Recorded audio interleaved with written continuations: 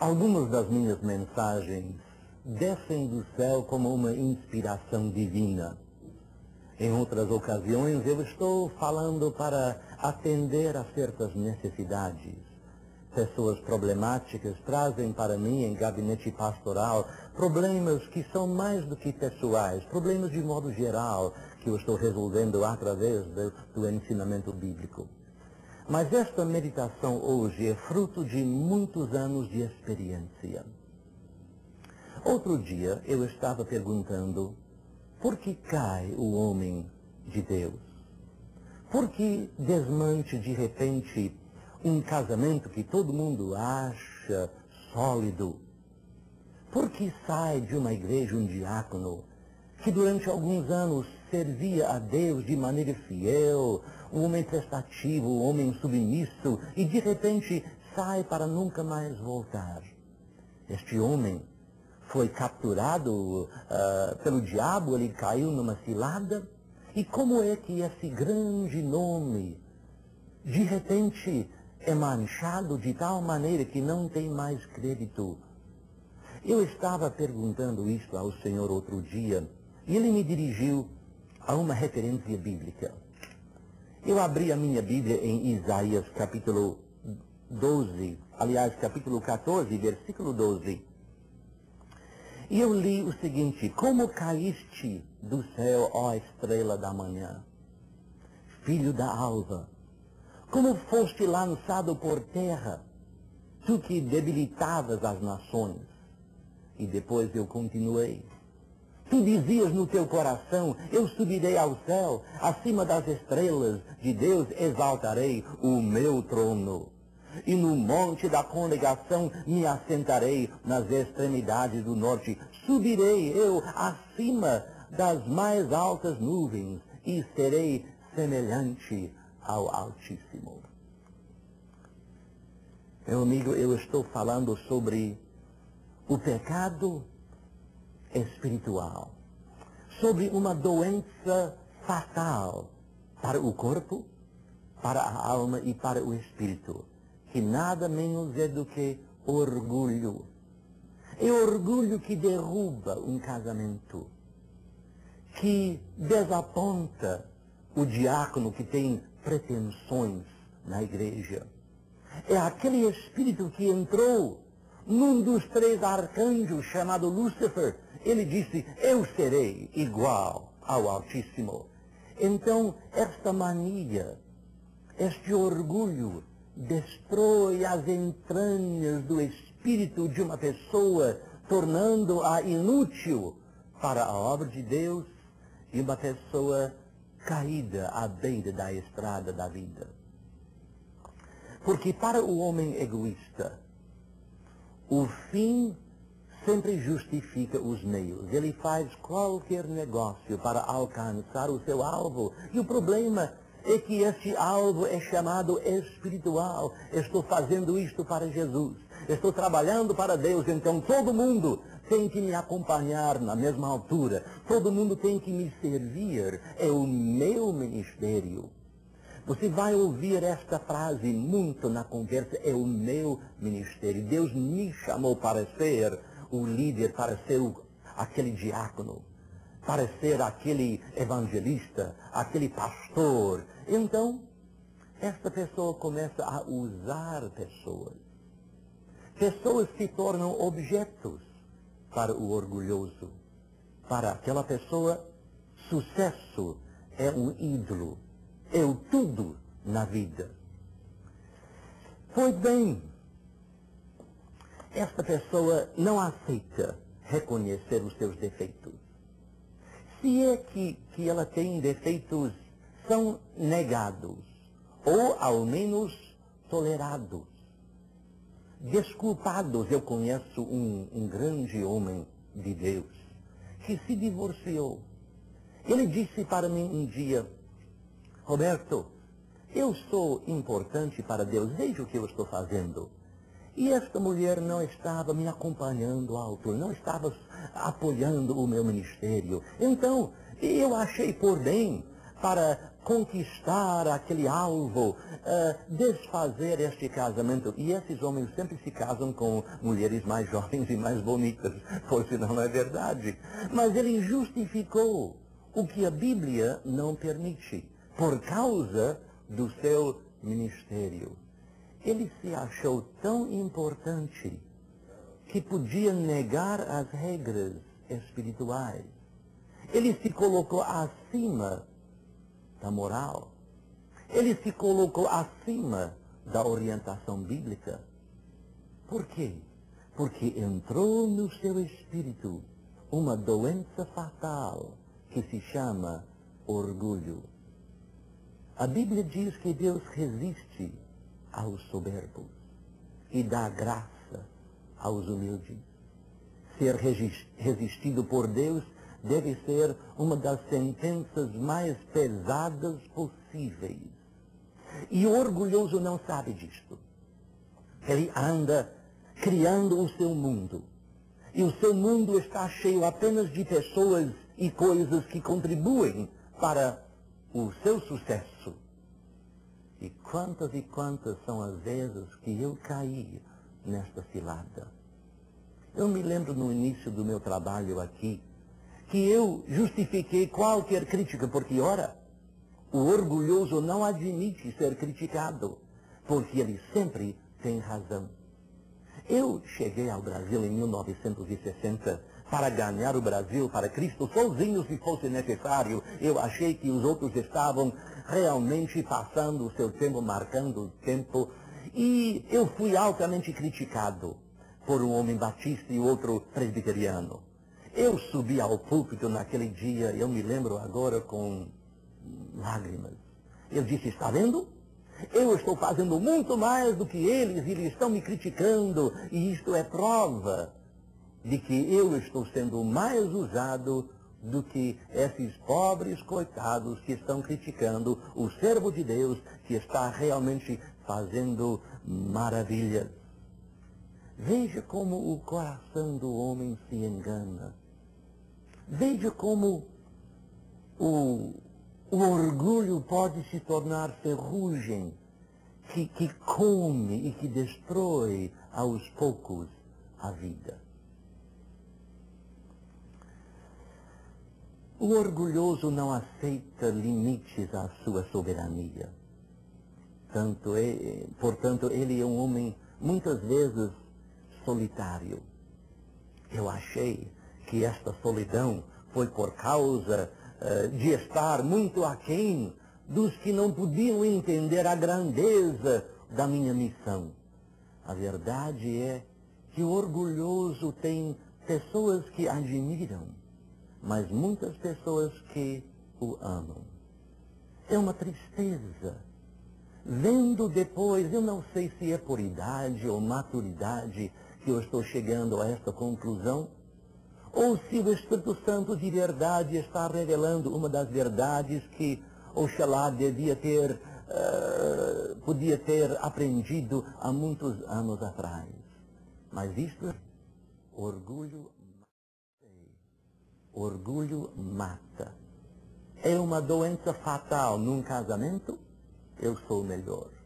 Sou eu quem ganha o pão nesta casa, então sou eu quem manda. Não.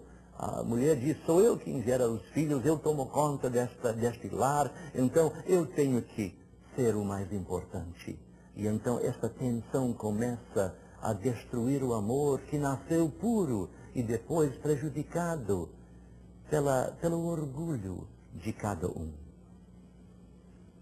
Nós temos exemplos bíblicos disto. Adão e Eva é um exemplo. Vamos começar no início.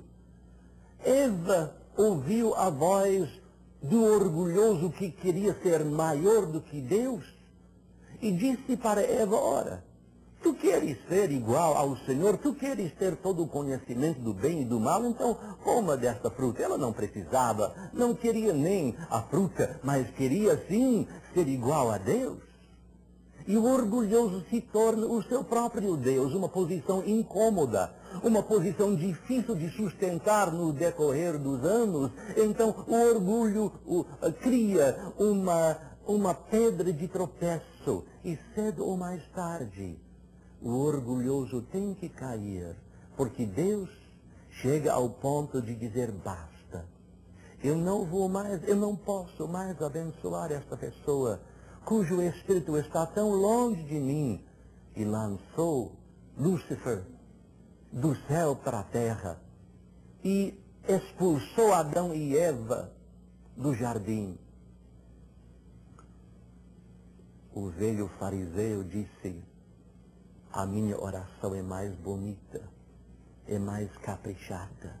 Eu não sei se você ouviu pessoas orando que tomaram conta da gramática, da beleza, do simbolismo, como se fosse dando um discurso para o povo presente.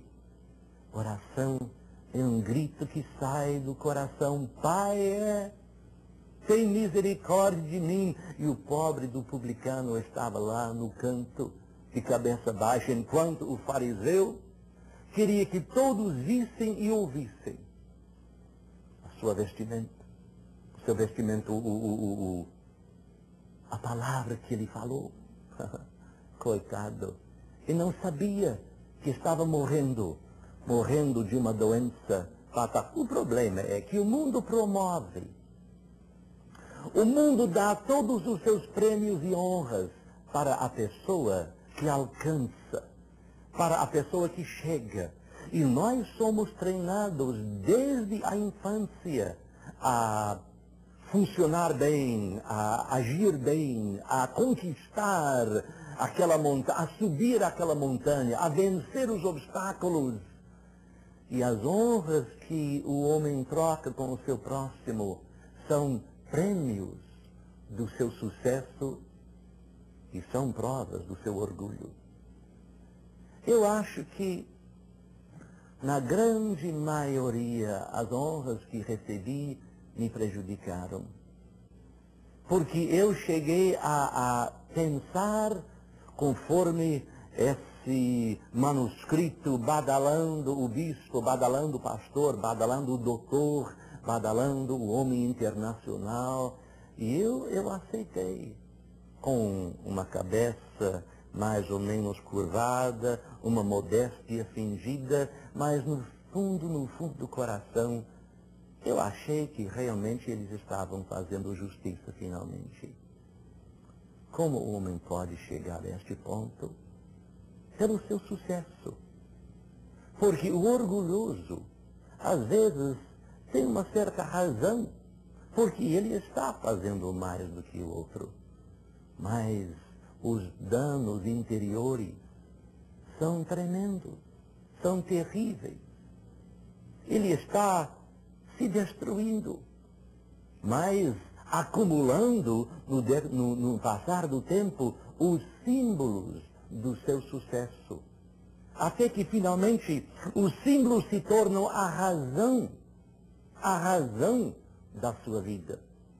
Muita gente quer, eu não estou falando sobre coisas tão banais como o carro do ano, um grande apartamento e estas outras coisas materiais, mas as honras e o respeito e aquela palavra de submissão que o orgulhoso precisa, porque ele se alimenta da humildade dos outros. Ele vive do sim, Senhor. Ah, o Senhor tem toda a razão, o Senhor vai alcançar, o Senhor vai ser aquele homem de fé e de poder, aquela pessoa respeitada e honrada.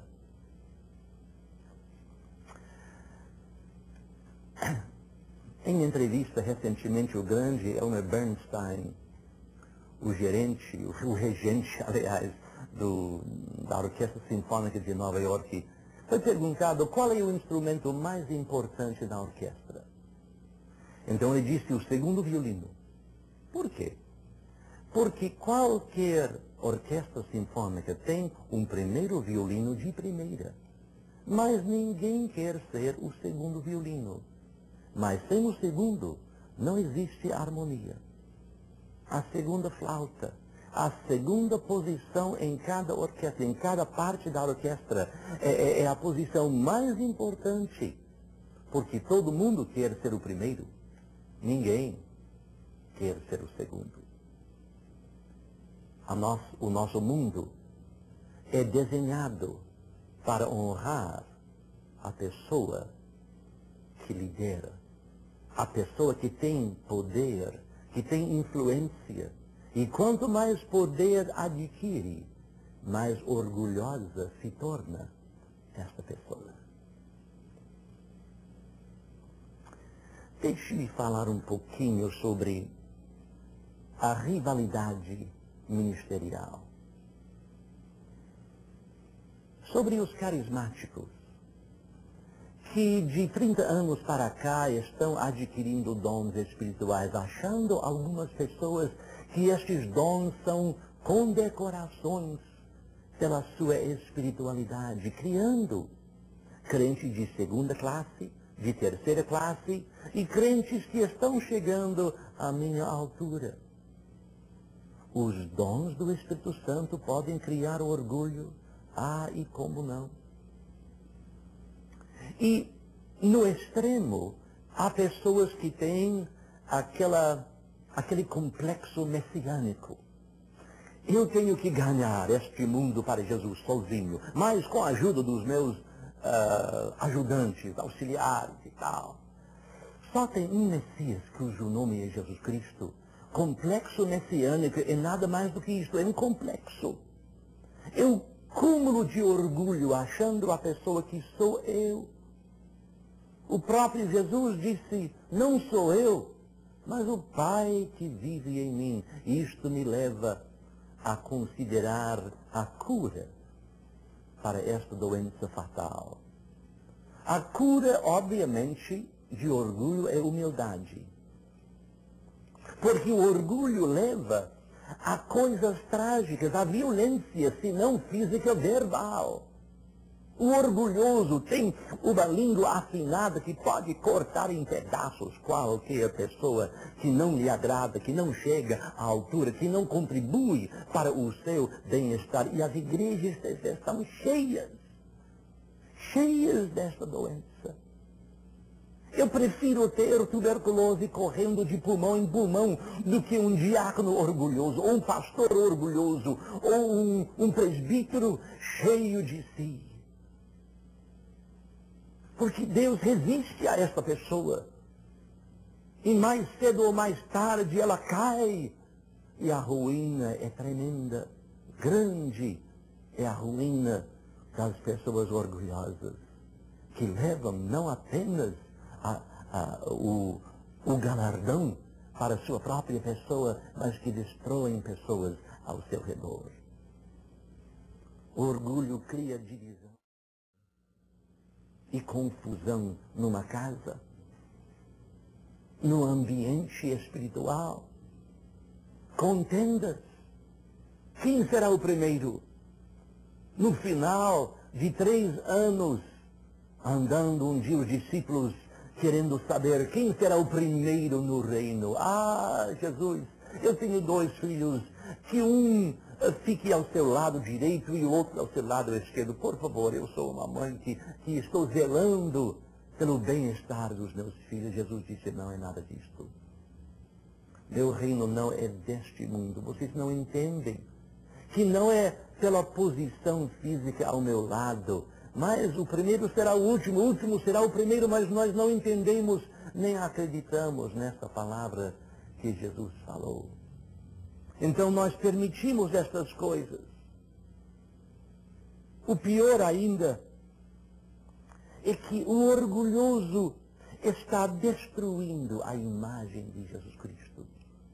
Nós fomos criados à imagem do Senhor e recriados em Jesus Cristo para ser representantes, para ser Jesus aqui neste mundo. Para que a palavra nossa seja a palavra dele. Para que as mãos e os olhos e o coração e a mente sejam todos transformados em algo para glorificar o nome de Jesus Cristo. Mas o orgulhoso capricha a sua imagem própria, capricha as suas palavras, tem medo de falhar, Portanto, ele se cerca com certas garantias de sucesso, achando que quanto maior torna-se ele, maior é a obra de Deus ao seu redor. Que decepção e que engano. Humildade. Eu quero dizer 3 coisas sobre humildade que são importantes. Eu já citei o versículo que diz: Deus resiste aos soberbos, aos orgulhosos, mas dá graça aos humildes. Os homens mais importantes da história, como Moisés, o homem mais manso na face da terra, que não se defendeu, mas um homem de grande poder com Deus e com os homens também. 3 coisas importantes sobre humildade. Humildade não é negar suas qualidades. Ah, quem sou eu? Eu não sou ninguém. Me deixe aqui, eu vou cruzar os braços, eu vou sentar entre os irmãos. Eu não... Humildade não é saber que tem 10 talentos e dizer que só tem 9. Isso é falsa humildade. Humildade não é ser menos do que você é, mas é, isto sim, atribuir a Deus tudo o que você é. Porque se eu tenho 2 talentos, são esses talentos que Deus me deu.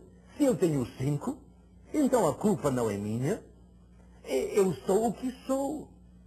Se eu tenho capacidade, eu não vou negar. Eu estou falando agora pessoalmente, eu não vou negar certas capacidades intelectuais que Deus me deu, um discernimento que Deus me deu, um talento com as mãos que Deus me deu, até bater máquina, até fazer coisas simples. Deus me deu um certo jeito para fazer, e se eu faço melhor ou pior do que os outros, sou eu. Mas eu tenho que dizer que não sou eu, mas é Cristo que vive em mim. Paulo, o homem que tinha toda a razão para se orgulhar da sua capacidade intelectual, da sua influência, dos seus feitos, do seu sucesso, disse: não sou eu, mas é Cristo que vive em mim. Ah, que homem humilde, não, homem honesto. Homem honesto. Porque Paulo sabia que sem Cristo ele não era nada.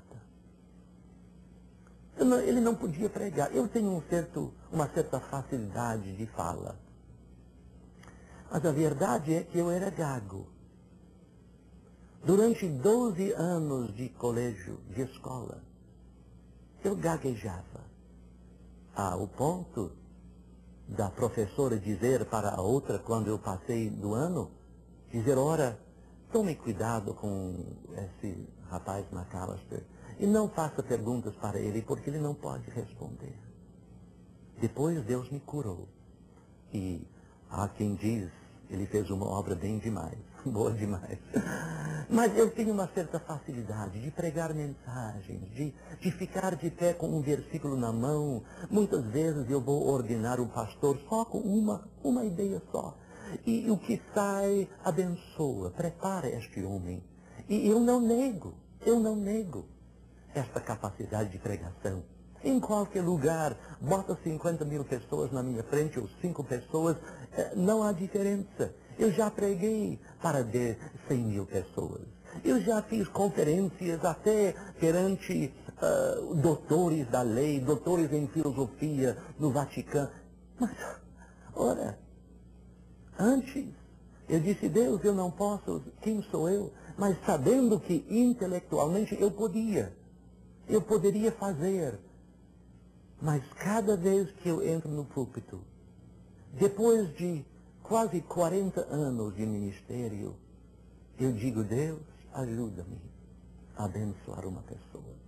Não é que eu não sei quem sou, eu sei quem sou. Eu sei quem Deus criou nesta casca de pele e ossos e sangue e músculos.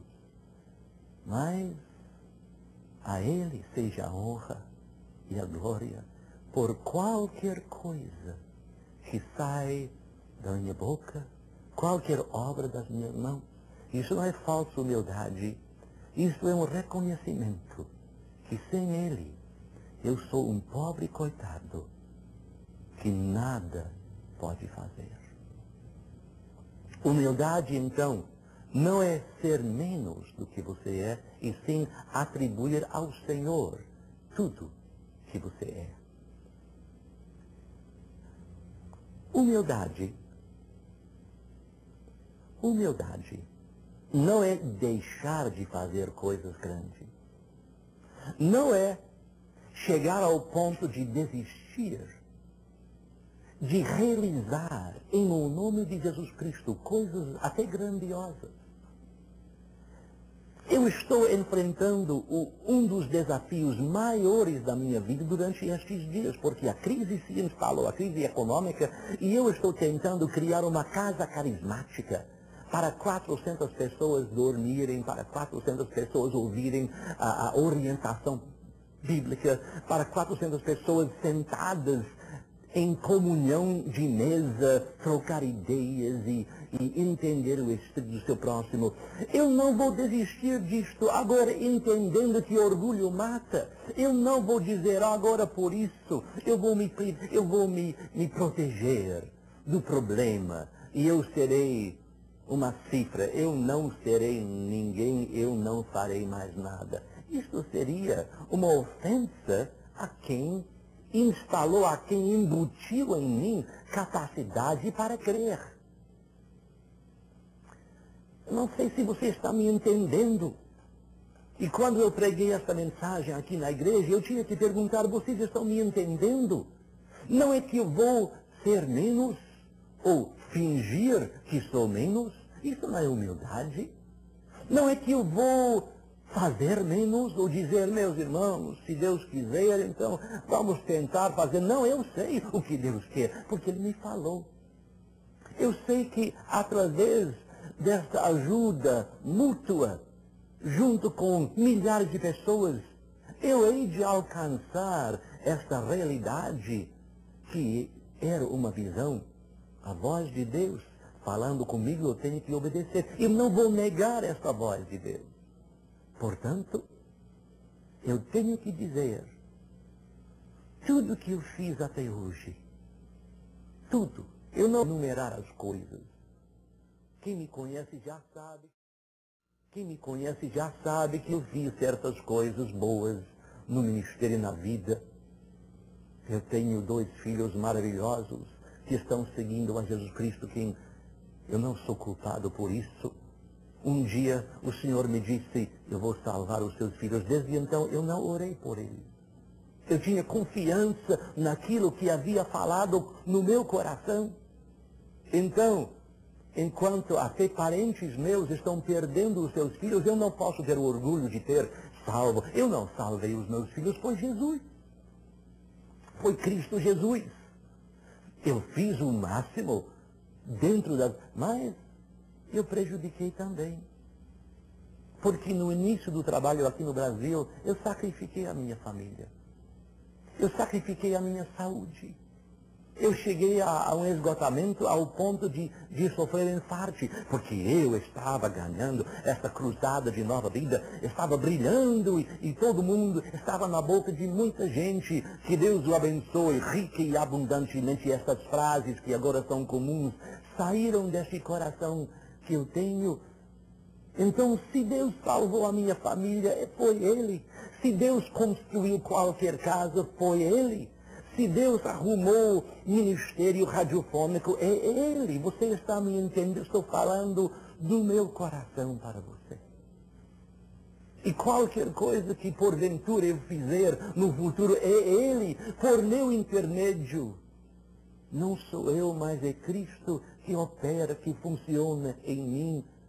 E se eu tenho qualquer coisa boa, é porque Ele a me deu.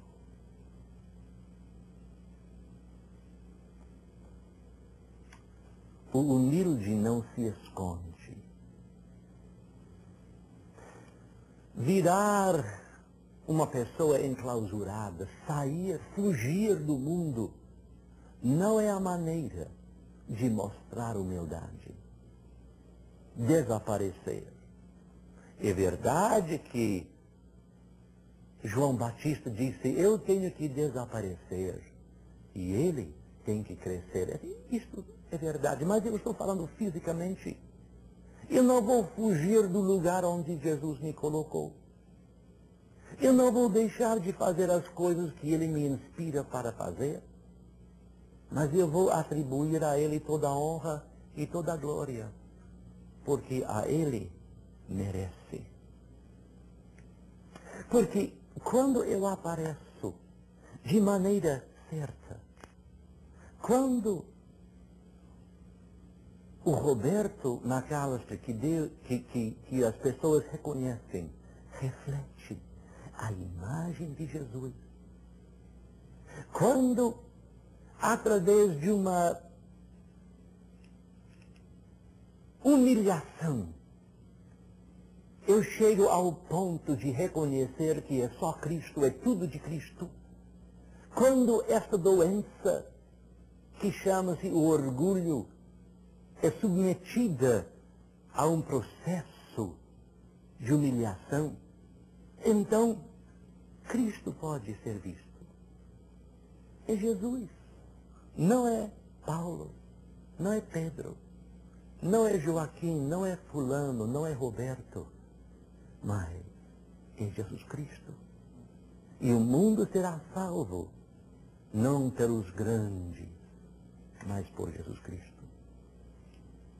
O mundo não será salvo pelos grandes evangelistas, a não ser através do Cristo ungindo e operando e atuando por intermédio destas pessoas. Deixe-me falar sobre Jesus e Paulo no final desta conversa. Jesus humilhou-se a si mesmo. Humildade não é imposta. Jesus nunca fez ninguém humilde. Deus não trabalha desta maneira. O próprio Jesus se humilhou. Este verbo é reflexivo, humilhar-se. Eu tenho que me humilhar para não ser humilhado diante do mundo. Jesus ficou tão humilde. O Rei, o co-criador do universo, que manda em legiões de anjos, ele chegou ao ponto de lavar os pés. E não foi uma lavagem caprichada e filmada, com pés já lavados e perfumados e depois beijados. Não foi, não. Esses pés foram sujos da poeira da estrada. E Jesus se curvou e Pedro disse, o Senhor não vai lavar os meus pés. Não foi por humildade que Pedro falou, não. Foi por orgulho. E Jesus disse, meu filho, se eu não lavar os teus pés, tu não tens nada comigo. Ah, Jesus, então não apenas os meus pés, a minha cabeça e as minhas mãos e tudo que sou e tenho. E Jesus se curvou. Por quê? Para mostrar a sua humildade. Não, humildade não se mostra. Você não tem um espetáculo de humildade. Espetáculos são de orgulho. E Jesus, portas fechadas, deu uma mensagem ilustrada para os seus apóstolos, para os homens que iam levar esta mensagem gloriosa do Evangelho para o mundo inteiro. Ele disse, ora, eu estou lavando os teus pés, Pedro, para que você possa entender que lavar os pés de um subornado não é humilhação, mas faz parte de uma expressão divina. Jesus se humilhou e nós temos que ser como Ele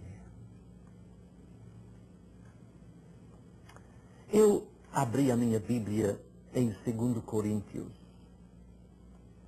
capítulo 12, onde o apóstolo Paulo, o homem que sabia do problema, disse E para não me ensoberbecer com a grandeza das revelações, ora, ele não negou a grandeza das revelações, mas ele estava bem ciente do problema. Porque quem recebe revelações é sujeito a um orgulho incrível. E eu estou vendo aqui no Brasil pessoas agraciadas, pessoas abençoadas que se tornam autoridades espirituais e todo mundo tem que se curvar diante da sua iluminação espiritual, diante da sua revelação. Paulo disse, não é assim. Ele continuou, e para que não me ensoberbece com a grandeza das revelações, foi-me posto um espinho na carne, mensageiro de Satanás, para me esbofetear, a fim de que não me exalte. Deixe-me fazer uma pausa aqui um instante. Esta exaltação é coisa que se faz para si mesmo. Ou as outras pessoas estão criando um mito, um ídolo, colocando no pedestal o seu pastor, o seu líder, o seu evangelista, o seu diácono, a sua diaconisa, aquela pessoa que realmente colocou a sua mão na cabeça e o meu filho foi curado, então é Deus no céu e o bispo Roberto na terra. Paulo disse, ora, para me ajudar, eu agora reconheço que foi-me posto um espinho na carne, mensageiro de Satanás, que me chateava a vida. A definição deste espinho, deste mensageiro, é para outra hora. Mas o apóstolo Paulo disse, ora, no próximo versículo, por causa disto, 3 vezes pedi ao Senhor que o afastasse de mim. Ninguém quer sofrer, muito menos o apóstolo Paulo. Ele se achava mais limitado por causa deste espinho na carne, mas por causa das revelações, para evitar o orgulho, para evitar esta posição de grandeza, para não me exalte, foi-me posto este espinho. E ele chegou a entender a razão. 3 vezes disse, Deus, Pai, me liberte dessa coisa. E Deus disse, não. Por quê? Por que não? Mas eu estou fazendo viagens missionárias, eu estou curando. Veja, naquela ilha eu curei todo mundo. Em teu nome, claro, mas então, alivie, por favor. Me liberta deste mensageiro de Satanás. E Deus disse, não. Então, versículo 9. Então ele me disse, o Senhor me disse, a minha graça te basta, porque o poder se aperfeiçoa na fraqueza. Meu Deus, será que é verdade? De boa vontade, pois, mais me gloriarei nas fraquezas, para que sobre mim repouse o poder de Cristo. Volte a câmera para cá. Versículo 9. É uma coisa tão gloriosa e tão difícil de entender. Parece que o apóstolo Paulo enlouqueceu de vez. Porque ele disse, agora eu vou me acomodar. Agora eu sei a razão deste espinho na carne. Eu pedi que Deus tirasse de mim, 3 vezes. E Deus disse, não, meu filho, a minha graça te basta, é suficiente. Portanto, ele disse, ora, eu me gloriarei nas fraquezas. Mas o orgulhoso não é fraco. Eu conheço um pastor tão orgulhoso que quando doente não quer que ninguém saiba. Ninguém pode saber que ele tem dor nas costas, ou dor de cabeça, ou problema de hérnia. Então ele ocultou até o último momento. E quando teve que ser operado de hérnia, ele achou-se no mais profundo dos abismos, porque o que o povo vai pensar de mim? Eu estou curando enfermos e eu doente? O homem não entendeu que somos feitos de carne, que nada temos para apresentar senão os dons de Deus, senão a pessoa presente de Deus, mas somos sujeitos a estes espinhos mensageiros de Satanás que vêm atormentar e atribular e bagunçar a nossa vida. Então o apóstolo Paulo terminou este discurso muito estranho, dizendo em versículo 10, pelo que sinto prazer. Ah, Paulo, paciência. Não, ele disse, eu sinto prazer nas fraquezas, nas injúrias, nas necessidades, nas perseguições. Foi longe demais, porque eu não... Ora, eu digo a verdade, custa para chegar a este ponto. Custa anos de sofrimento, anos de bate-papo com o Papai do Céu. Deus, por que eu? Por que? Deus disse, por que não? Tu és maior do que o teu próximo? Bem, eu pensei que eu era, afinal de contas, eu sou um apóstolo. E Paulo disse, finalmente, ora, eu tenho prazer nas fraquezas, nas injúrias, nas necessidades, nas perseguições, nas angústias. O homem é louco? Não. O homem é humilde. Até de perseguição, ele teve prazer. Nós chegamos a este ponto. Ele não disse, eu tenho orgulho, porque isto é prova da minha superioridade, da minha espiritualidade, está vendo? Não, ele disse, ora, a razão deste prazer, eu sofri estas coisas, disse ele no final do versículo, por amor de Cristo. Porque quando sou fraco, então é que sou forte. Quando sou fraco, então é que sou forte.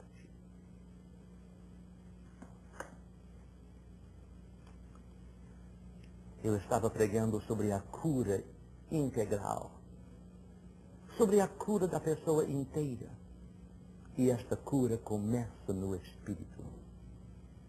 Quem deseja ter saúde completa, afasta-se do orgulho.